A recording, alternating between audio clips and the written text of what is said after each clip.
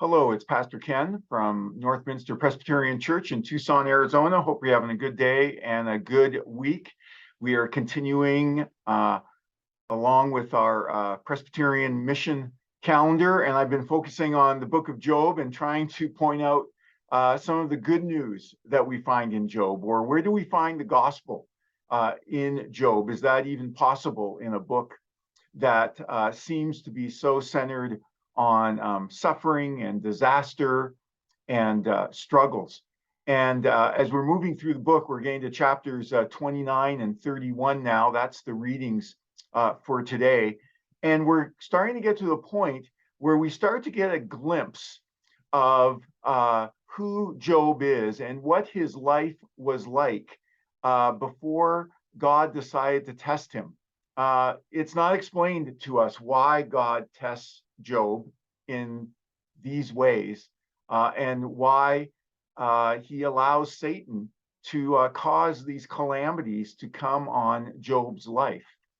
And so we wonder as we read the book, where is the gospel? Where is the good news? And why is this happening to Job?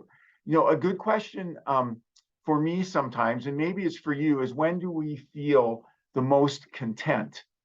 Content can be very positive. In fact, the Apostle Paul tells us to be content in all things, to be content in what God has given us.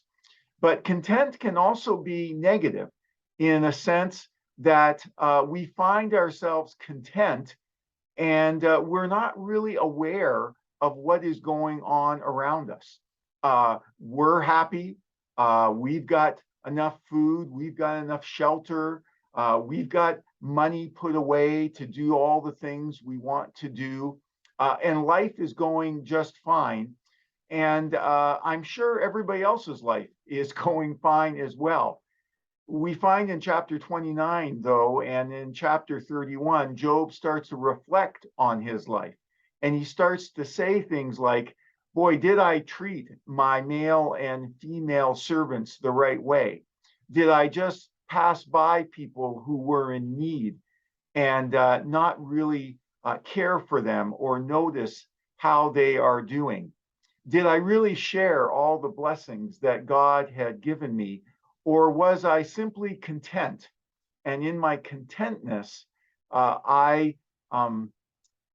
overtly or covertly, or I just didn't notice other people's needs. And Job starts to repent of those. And so we see how the gospel, how grace, when it takes a hold of our life, and sometimes it takes a hold of us when maybe something is taken away from us, that we notice the world around us. We notice our neighbors. We notice how others need to know the love of God, the love of Jesus, not just in our words, but in our deeds. And so I would challenge myself as I read these verses and challenge you. Are we content in a positive way, or has our contentedness, if that's even a word, caused us to not notice what's going on with people around us? I hope you have a wonderful day and a wonderful rest of your week. Continue to pray for Carissa and I as we are still in Malawi. Be safe and be well.